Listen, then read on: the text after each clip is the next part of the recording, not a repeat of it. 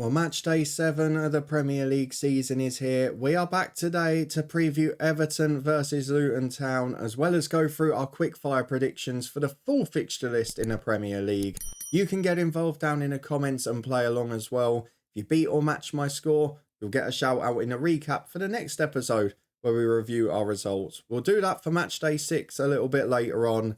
But first of all, we are here to talk about Everton versus Luton Town. It was a pretty historic week for Luton, who managed to get their first point in the Premier League against Wolverhampton Wanderers. However, disappointment followed in a cup in midweek defeat at Exeter on Tuesday night. And for Everton, though I'm having to record this before the EFL Cup tie on Wednesday night against Villa, it was a remarkable weekend in the Premier League with a convincing win and a very good performance away at Brentford. So both sides come into this with a little bit of optimism after what were better weekends in the Premier League for them. For the Luton Wolves game, it was a very bizarre fixture. So many different moments going on there. The first 20 minutes, Luton were brilliant. They were dominant. They hit the crossbar. They had chances from corners, but just couldn't quite get the ball over the line, which we'll talk about a bit more later. Then came what was a pretty important incident in the match for both sides, because Wolves were actually on the attack when Bellegarde kicked out a Lockyer, and I've seen a few Wolves fans, albeit the minority, say it's not a red card and that it's not violent conduct, whatever. We all know in the modern game it's a red card. We all know every player's going to make a meal of it, but it doesn't change the fact that it was stupid. And not just for the red card for Bellegarde, who, by the way, had been brilliant against Liverpool the week before. Wolves were actually on the attack, and I think most Wolves fans have forgotten there. Wolves had a chance to score from that attack. They were in a very good position when he kicked out. And if it hadn't been for that, it might have been trouble for Luton. As it was, the trouble still came. Against 10 men, Wolves were able to sit back a bit more and Luton found it even harder to break them down. We probably had less chances for the rest of the game than we did in that first 20 minutes. And then we were hit by the bit of magic by the one remaining superstar of that Wolves team, which is Pedro Neto. If he hadn't had a few injuries over the last 18 months, I'm sure a big move or a big offer would have come in for him. But what quality. Luton again defensively caught out, which you can't be on the counter-attack like that. It has happened a few times this year, but a wonderful finish and a wonderful move and a very good goal for Wolves. The good news is Luton did bounce back and get the point. Of course, it came from a controversial penalty. We need to get this out of the way very quickly because I don't want to dwell on it all day. Now, the biggest surprise for me, I've got to be honest with you, is that Howard Webb came out on Monday and said that by the laws of the game it was correct, because we all know about the deflection thing and whatever else, but apparently that doesn't apply in the laws of the game if the hand is away from the body and above or equal to head height, which I didn't know either. I don't think as football fans, let's be honest here, Luton bias aside, I don't think we want to see penalties for that, but this is the situation we're in. The handball law is a mess, as Luton fans saw against West Ham, where we should have had a penalty late on to get the point. So for Luton, it's evened itself out. We lost a point against West Ham because of a clear handball not being given, and we gained a point against Wolves because of a handball that, by the letter of the law, is correct apparently, but none of us really want to see be given. So for us, it's evened out. For Wolves, they probably want to have a few chats with the referees, because after the decision in the United game and in that one as well, it's not been great for them so far this season. However, over the course of the game, Luton were the dominant side. They had a lot of the ball, they had a lot of the chances, and towards the end, they did push with 10 men. But let's be honest, did we create many clear-cut chances? Probably not. We had one where Doughty chose to shoot instead of cross, which was probably the wrong option. And of course, Ogbene had the ball in the net, but he was offside for that late goal. So a 1-1 draw, you'd probably argue, is just about fair because we didn't do enough after the first 20 minutes to win it. But it is a point on the board. It was a much more promising performance. And we're starting to see the emergence of a few returning and new stars. So Alfie Doughty coming in on the left and starting to look a real threat at Premier League level. A few of those players just believing they've got to step up now. I thought Pelly made a massive difference when he came on in the second half and actually won the ball back to start the move for the goal with his high pressure. And of course, with the sad news that Sambi Lokonga is now going to be injured for a while, it maybe gives Pelly the chance to show he is a Premier League player. And the last 2 games when he's come off the bench, he has made an impact. So I'm hoping he'll be able to do the same this time around. The big star of the show, though, was Chio Ogbene. The previous week against Fulham, he'd come off the bench and clocked the second fastest speed in the Premier League behind Carl Walker for the last few years.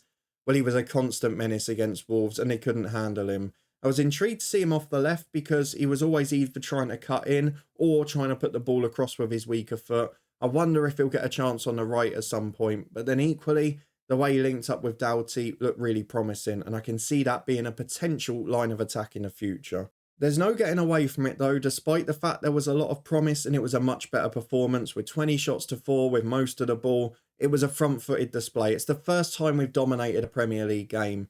However, the big issue, as it has been for all three of the promoted clubs this summer, is the two boxes. We saw it frankly with Sheffield United in the most ruthless way on Sunday, and you've got to say to the few Luton fans who took the mick, be careful, because that's going to happen to us at least once this season.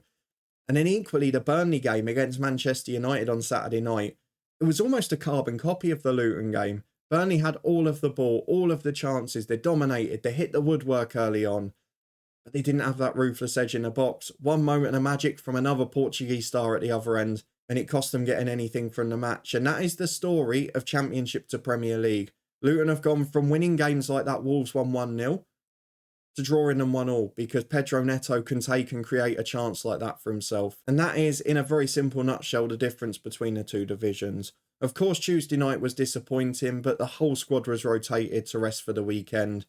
And I think this is going to be a very big week for Luton Town survival chances. Yes, not the ideal result against Wolves, but a point on the board nonetheless.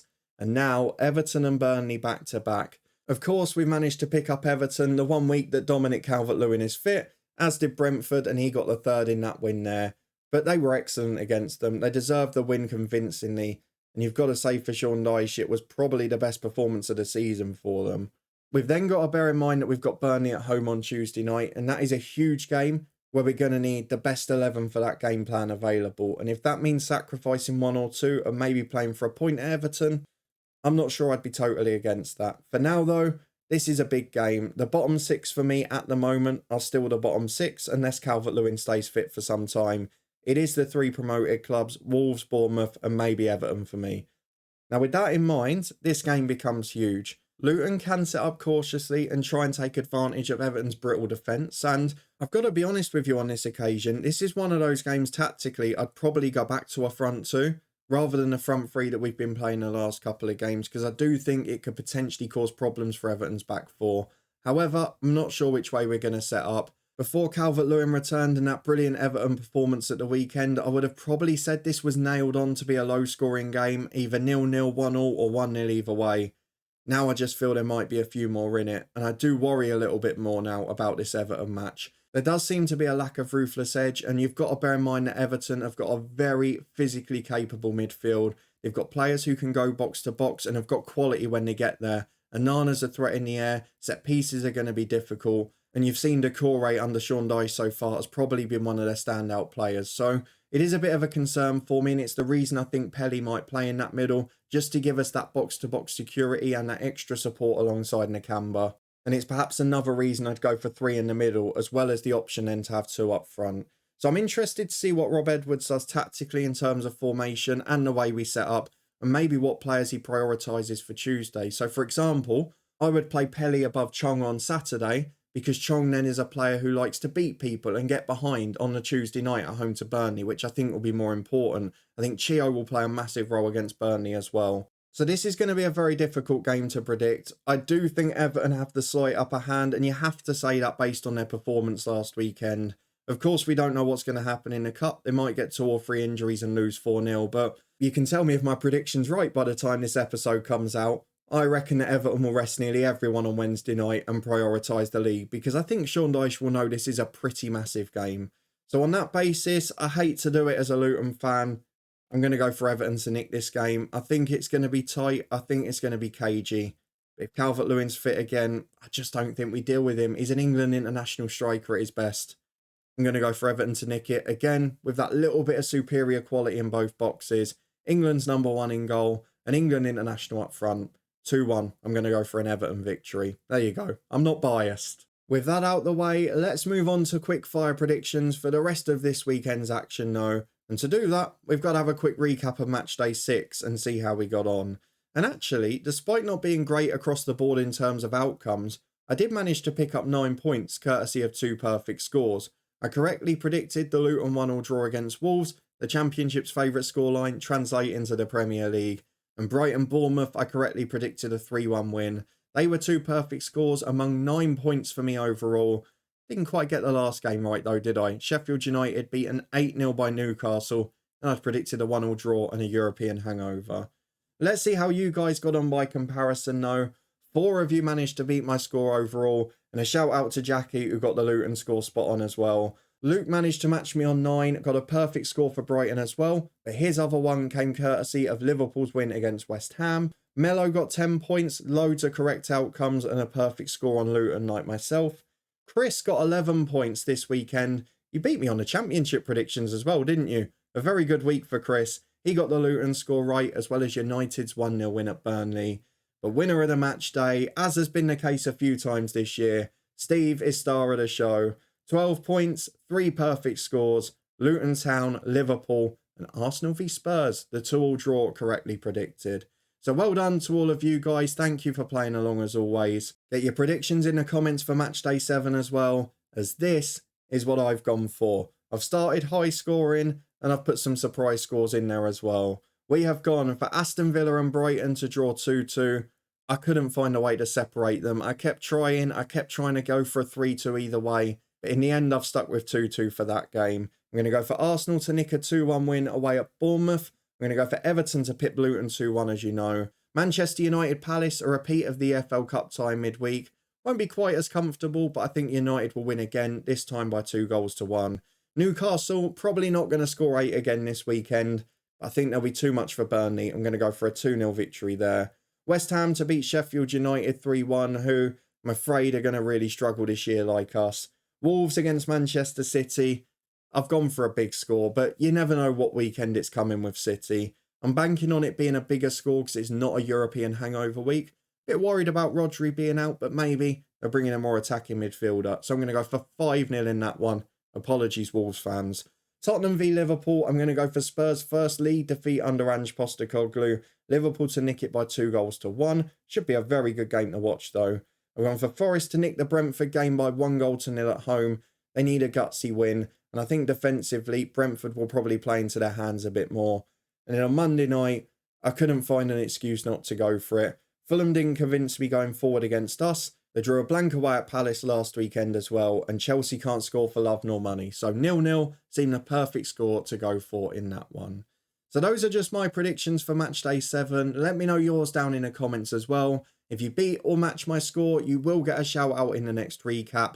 We won't do the recap for the midweek game. Luton v Burnley is the only game reorganised for next midweek. So we'll do that as a standalone episode on either Saturday night or Sunday. And then we'll do a full recap ahead of next weekend's prediction when we're back to the full fixture list. So keep your eyes peeled on the channel this weekend. We've got a very big one to come with the Luton Burnley preview and another set of championship predictions ahead of midweek. My score predictions for this weekend's action in the Championship came out last night. You can find them up in the eye above, as well as our first Championship Manager special of the season, as myself and Craig picked the bones out of Neil Warnock being replaced by Darren Moore at Huddersfield. For now though, if you enjoyed this one, please do chuck a thumbs up on it, subscribe and turn that notification bell on to make sure you don't miss any of the content coming for the rest of this week. It's a big couple of games for Luton as the next international break draws near. Let's cross our fingers that my prediction is wrong and the first win of the season is incoming. I'll see you next time.